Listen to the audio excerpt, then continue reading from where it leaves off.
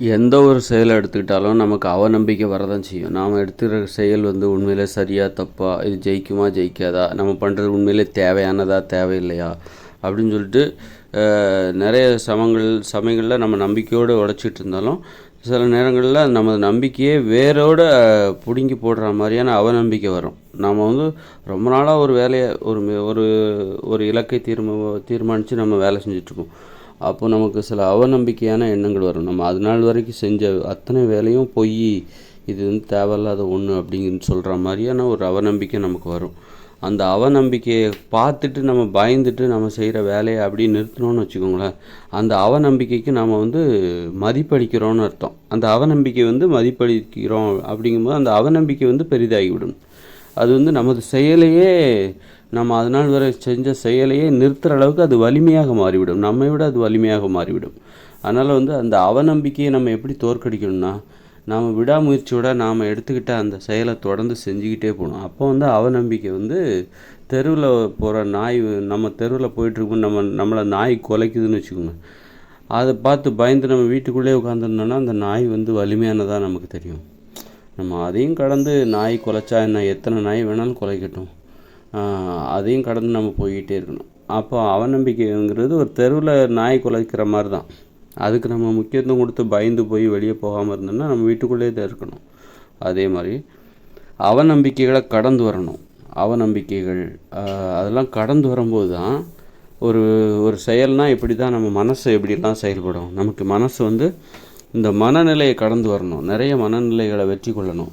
நம்ம ஒரு முயற்சி எடுக்கிறோம் அப்படின்னா நம்மளுடைய மனசு எப்படியெல்லாம் செயல்படும், அந்த அந்த முயற்சியை நம்ம கடந்து வரும்போது நமது மனநிலை என்ன மாதிரியான, நம்ம பல்வேறு மனநிலையில் கடந்து தான் அந்த செயலை நம்ம முடித்து காட்டுவோம். அப்படி அதுதான் ஒரு அனுபவம் இது. அதனால் அவநம்பிக்கைகளை நம்ம அவநம்பிக்கைகள் வரும். அது அதுக்கும் ஒரு வலிமை இருக்குது. அதே நேரத்தில் அதுக்கு நம்ம மதிப்பு கொடுக்காத போது அது மதிப்பிழந்து போகும். அது தோற்றுவிடும். அதன் பிறகு அதன் பிறகு அது வரவே வராது. இவங்கிட்ட போய் இவன் நம்மளை பார்த்து பயப்பட மாட்டான் அப்படின்னு சொல்லிட்டு அந்த அவநம்பிக்கை என்ன நினைக்கும் அப்படின்னா, இவங்கிட்ட போகாத அல்லது இவங்கிட்ட போகாத, அவள் நம்மளுக்கு மதிப்பே கொடுக்க மாட்டான், அவள் வேலையை அவன் செஞ்சுக்கிட்டு தான் இருப்பாள், அல்லது அவன் வேலையை அவன் செஞ்சுக்கிட்டு தான் இருப்பான் அப்படிங்கிற மாதிரி அது ஒரு முடிவுக்கு அவங்ககிட்ட போகிறதே தேவையில்லாத வேலை. அவநம்பிக்கையான நம்மை அவன் மதிக்கவே மாட்டான், அவள் மதிக்கவே மாட்டான் அப்படின்னு சொல்லிட்டு அந்த அவநம்பிக்கை முடிவு பண்ணி நம்மக்கிட்டவே நெருங்காது. அப்போது நம்ம என்னன்னா நம்மக்கிட்ட அவநம்பிக்கைகளே நெருங்காது. அவநம்பிக்கைகள் எதுவுமே நெருங்காது. எதிர்மறையான சிந்தனை எதுவுமே நெருங்காது. நம்மை தோல்வியடைய வைக்கிற சிந்தனைகளும் செயல் எதுவுமே நம்மளை நெருங்காது. நம்ம ஒரு ஆற்றல் மிகுந்த ஒரு எதிர்ப்பு சக்தி நிறைந்த, தோல்விகளை எதிர்க்கின்ற, அவநம்பிக்கைகளை எதிர்க்கின்ற ஒரு ஆற்றல் மிக்க ஒருவராக நாம் மாறிவிடுவோம். அதனால் அவநம்பிக்கை என்பது நம்மை வீழ்த்துகிற ஒரு நோய்க்கிருமி போன்றது. அதை நம்ம எதிர்க்கணும், எதிர்த்து வீழ்த்தி முன்னேறணும். முன்னேறிட்டால் அது திரும்ப வரவே வராது. ஒரு தடுப்பூசி மாதிரி தான். ஒரு தடுப்பூசி போட்டு அதை நாம் சாகடித்து நிரந்தரமாக தடுத்து நிறுத்திடணும். அவநம்பிக்கைகள்லாம் நம்ம மதிப்பளிக்கவே கூடாது. நம்முடைய மனசு நமக்கு நிறைய பரீட்சைகளை வைக்கும், நிறைய பயமுறுத்தும். நீ இந்த மாதிரி செயல்பட்டால் உன்னுடைய செயல்பாடை பார்த்து 4 பேர் சிரிப்பாங்க, அல்ல இதை கண்டுக்க மாட்டாங்க, இதை பொருட்படுத்தவே மாட்டாங்க அப்படின்னு சொல்லிட்டு இப்படியெல்லாம் சொல்லி பார்க்கும். இந்த விமர்சனங்கள் தான் தடைகள். மக்கள் எப்படியெல்லாம் உங்களுக்கு விமர்சனம் ஏற்படுது, நீ ஒரு செயல்பாட்டில் இறங்கும்போது மக்கள் எப்படியெல்லாம் உன்னை விமர்சனம் பண்ணுவாங்க, எப்படியெல்லாம் தடைகளை ஏற்படுத்துவார்கள் அப்படிங்கிறத உன் மனசே சொல்லி சொல்லி காமிக்கும். உன் மனசே உனக்கு நம்பிக்கை இழக்கிற மாதிரி பேசிகிட்ருக்கும் சில டைமில். அதாவது பல்வேறு விமர்சனங்கள் நம்ம மனசுக்குள்ளே ஏற்படும்.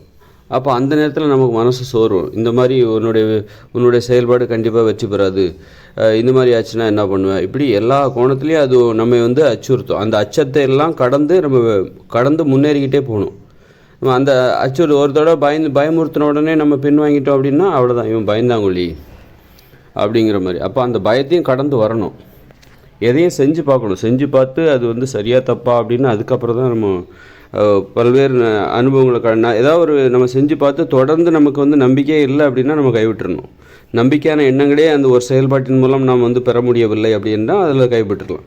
நம்பிக்கையான எண்ணங்கள் நிறைய வருது, எப்போது ஒரு வாட்டி தான் அவநம்பிக்கை வருகிறது. தோல்வியில் முடியுமோ அப்படிங்கிற எண்ணம் எப்போவாவது ஒரு வாட்டி தான் வருது. ஆனால் பெரும்பாலும் அது நம்பிக்கையை தான் தருகிறது. அந்த செயல் கண்டிப்பாக வெற்றி பெறும் அப்படிங்கிற நம்பிக்கையை தான் மனசு கொடுக்குது. அப்படின்னா அப்போ அந்த செயலில் வந்து நம்ம தொடர்ந்து முன்னேறிட்டே போகலாம்.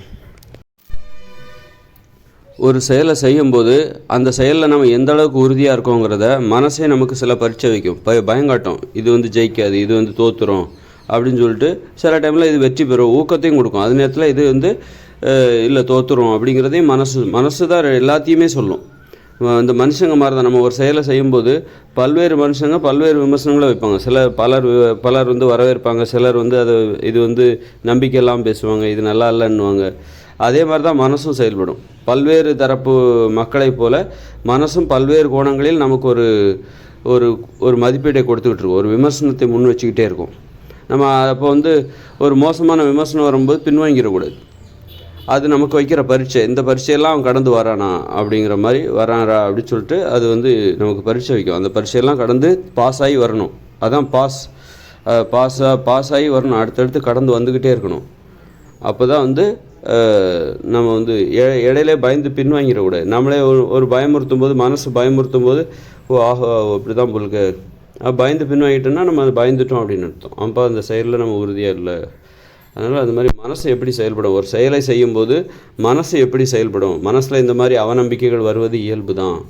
அதனால் அதையெல்லாம் கடந்து வருவது தான் நமக்கு அனுபவங்கள் கற்றுக் கொடுத்த ஒரு பாடம் அப்படிங்கிறது நம்ம. அது மாதிரி மனுஷங்க வந்து பல்வேறு விமர்சனங்களை முன்வைப்பாங்க, பல்வேறு தடைகளை ஏற்படுத்துவார்கள் நாம் ஒரு செயல்பாடில் ஈடுபடும் போது.